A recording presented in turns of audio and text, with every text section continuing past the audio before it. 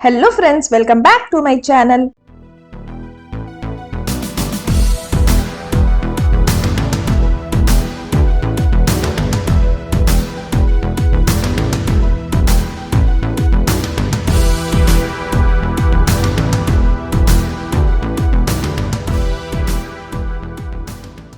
Part 37 की starting में हमें दिखाया जाता है कि मायदा राजी जीन को बोलता है कि क्या हम लोग पहले कभी मिले थे। तो जीन बोलती है नहीं, हो सकता है आप मुझे इसलिए जानते होगे क्योंकि मेरी न्यूज़पेपर में फोटो छपी थी। तो मायदा राजी बोलता है क्या तुम्हारी न्यूज़पेपर में फोटो छपी थी। तो जीन बोलती है कि हाँ। अच्छा ये सब छोड़िए, मैं तो अपने आप को इंट्रोड्यूस करना ही भूल गई। फिर वो बोलती है हाय मेरा नाम रॉन्ग जीन सियो है। मायदा राची बोलता है अच्छा तुम्हारा नाम जीन है। उसके बाद वो बताता है कि मैं मायदा राची हूँ, एक बहुत बड़ा बिजनेसमैन, मैं जापान से हूँ। जीन बोलती है आप जापानीज हो। तो वो बोलता है कि हाँ। तो जीन बोलती है आप जापानीज हो बट फिर भी आप चाइनीज बहुत अच्छे से बोल लेते हो।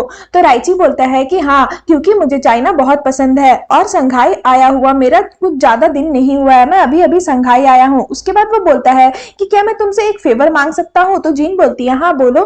तो मायदा राइची बोलता है पता नहीं तुम उसके लिए एग्री होगी या नहीं होगी बट मैं जब संघाई आया था तो मैं हमेशा से चाहता था एक गाइड से मिलना जो मुझे पूरा संघाई घुमा सके ताकि मैं संघाई को अच्छे से समझ सकूं। तो क्या तुम मुझे संघाई घुमा सकती हो, तुम मेरी गाइड बन सकती हो। तो जीन उसे बताती है कि मैं भी लोकल नहीं हूँ संघाई की, मैं भी संघाई में कुछ दिन पहले ही आई हूँ बट यहाँ का जो मैप है वो बहुत अच्छा है, आप मैप देख करके पता लगा सकते हैं और वहां से आप घूम सकते हैं। उसके बाद वो बोलती है कि मैं आपके लिए मैप खरीद के आती हूँ।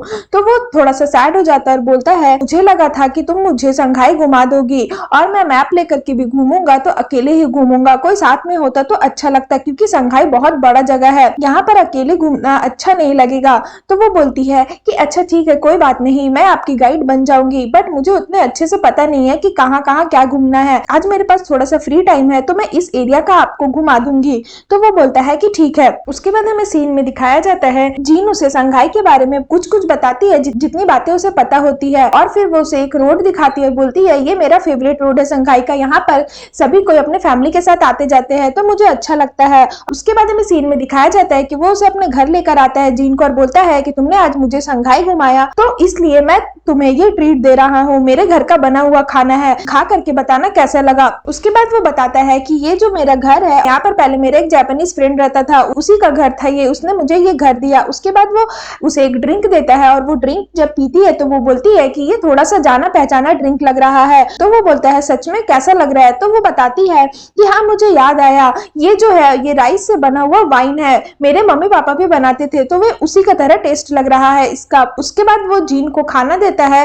तो वो खाती है तो उसे बहुत ज्यादा टेस्टी लगता है और फिर वो बताता है मेरी फर्स्ट फ्रेंड हो तुम संघाई में। उसके बाद वो बोलती है मेरी फैमिली बताती थी कि जापान में यहाँ पर पतझड़ का मौसम बहुत अच्छा होता है। फिर वो सोचने लगती है, उसे याद नहीं आता है तो वो बोलता है कि हाँ चेरी ब्लॉसम वो मौसम बहुत अच्छा रहता है, वो अप्रैल में आता है और जापान में ये चीज सभी को देखने के लिए आते हैं। उसके बाद हमें सीन में दिखाया जाता है कि मायदा राची का जो टीचर जापानीज रहता है वो उससे मिलने आता है और राइची से बोलता है कि मुझे माफ कर दीजिएगा, मुझे पता नहीं था कि आप भी यहाँ पर हो। तो वो जापानीज बोलता है कि तुम कहाँ गए थे। तो राइची बताता है कि मैं अपनी एक फ्रेंड से मिलने गया था। तो उसका टीचर उसे बोलता है कि यहाँ पर कोई भी तुम्हारे फ्रेंड नहीं है, सभी कोई टेम्पररी है, यहाँ पर फ्रेंड बनाने की कोशिश मत करना। मायदा राची बोलता है कि टीचर आप यहाँ पर किस वजह से आए हैं, जरूर कोई रीजन होगा। तो उसका टीचर बताता है कि चैम्बर ऑफ कॉमर्स का जो मेंबर है जुओ, उससे तुम्हें फ्रेंडशिप करनी है और उसे हमें फायदा उठाना है। मैंने लॉन्गसी को भेजा था बट लॉन्गसी कुछ काम का नहीं आया, अब तुम्हें ये काम करना होगा। उसके बाद हमें सीन में दिखाया जाता है कि राइची मिलने जाता है जुओ से और अपना इंट्रोड्यूस करता है।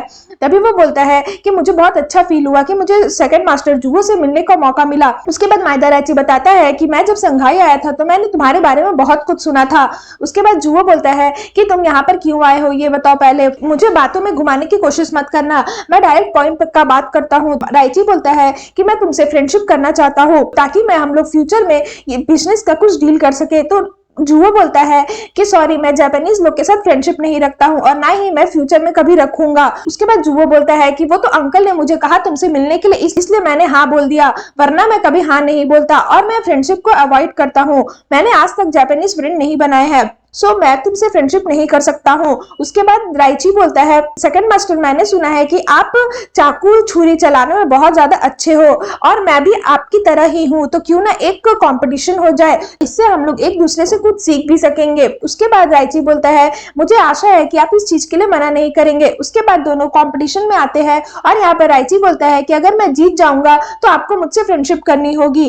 तो जुवो बोलता है कि तुम नहीं जीत पाओगे। उसके बाद दोनों की फाइटिंग सीन दिखाई जाती है। उसके बाद जुवो राइची को हरा देता है और उसे बोलता है कि तुम हार गए, और ये बोल के वो वहां से चला जाता है। उसके बाद हमें सीन में दिखाया जाता है कि जीन आती है डायरेक्टर के पास और बोलती है, डायरेक्टर मुझे आपसे कुछ बात करनी है, मुझे प्लीज रिप्रेजेंटेटिव नहीं बनना है मेहुआ का, मुझे माफ कर दीजिए। तो उसकी डायरेक्टर बोलती है, ये चीज तो हम लोग पहले ही डिसाइड कर चुके हैं ना, अब डिसाइड करके कोई फायदा नहीं है। जीन बोलती है कि क्यों ना हम लोग मिंजू से पूछे ये चीज के लिए। उसके बाद डायरेक्टर बोलती है कि मुझे गुस्सा मत दिलाओ, एक बार मैंने बोल दिया है कि तुम बनोगी तो तुम ही रिप्रेजेंटेटिव बनोगी। तो जीन बोलती है, बट डायरेक्टर मुझे रिप्रेजेंटेटिव बनना सूट नहीं करेगा, प्लीज मेरी बात समझने की कोशिश करिए। तो डायरेक्टर बोलती है, तुमने मुझसे कल प्रॉमिस किया था और बोला था कि तुम बनोगी, अगर मैं तुम्हें इस कंपनी से बाहर निकाल दूं तब तुम क्या करोगी, तब भी तो अपने जिद अड़े रहोगी। तो जीन बोलती है कि हाँ तब भी मैं अड़े रहूंगी। तो डायरेक्टर बोलती है कि जाओ और कॉन्फ्रेंस की तैयारी करो, जो प्रोडक्ट का जो कॉन्फ्रेंस मीटिंग होने वाला है उसकी तैयारी करो, ये चीज मैं देख लूंगी।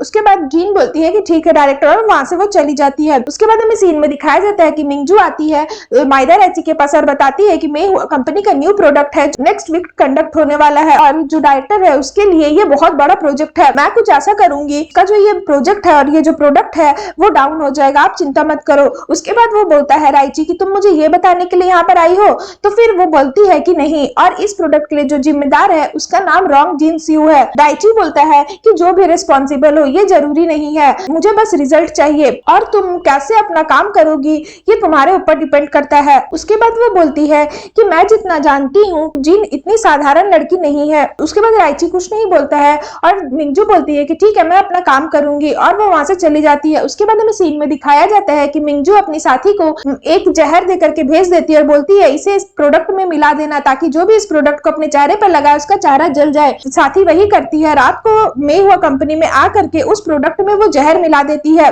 और मन में बोलती है, अब देखती हूँ जीन कि तुम कैसे जीतती हो और इस प्रोडक्ट को कैसे तुम मार्केट में लाती हो। उसके बाद हमें सीन में दिखाया जाता है कि वो इवेंट का दिन आ जाता है और यहाँ पर जीन अपना इंट्रोड्यूस कराती है, तभी वो देखती है कि जुवो भी आया हुआ है। तो यहाँ पर जीन मन में सोचती है कि जुवो यहाँ क्यों आया है। उसके बाद वो कुछ नहीं सोच के अपना इंट्रोड्यूस करती है और बताती है कि उसने एक नया कॉस्मेटिक प्रोडक्ट लॉन्च किया है और उसके बारे में बताती है कि जो चाइनीज हर्ब से बना हुआ है और बहुत ही नेचुरल है। उसके बाद वो बताती है कि हमारी मॉडल आपको ये फेस पर क्रीम लगा करके दिखाएगी। तो जैसे ही वो मॉडल के फेस पे क्रीम लगता है और फिर जीन बोलती है कि इसके बाद आपको रिजल्ट देखने को मिलेगा जिससे आपका फेस बहुत ज्यादा खिल जाएगा, बट उस मॉडल का फेस जो है वो जल जाता है और वो चिल्लाने लगती है और सभी को ये देख के शॉक्ड हो जाते हैं। उसके बाद जीन भी थोड़ी सी शॉक्ड हो जाती है कि ये क्या हुआ, और जितने भी रिपोर्टर्स लोग रहते हैं वो आकर के पिक्चर्स लेने लगते हैं सभी कोई का, तो सभी कोई जीन को ढकेल देते हैं और जीन नीचे गिर जाती है। तभी जुवो गुस्से में आता है और उसे उठा करके ले जाता है। उसके बाद उसकी जो डायरेक्टर रहती है वो बोलती है कि आज जो भी कुछ भी हुआ मुझे उसके लिए माफ कर दीजिएगा,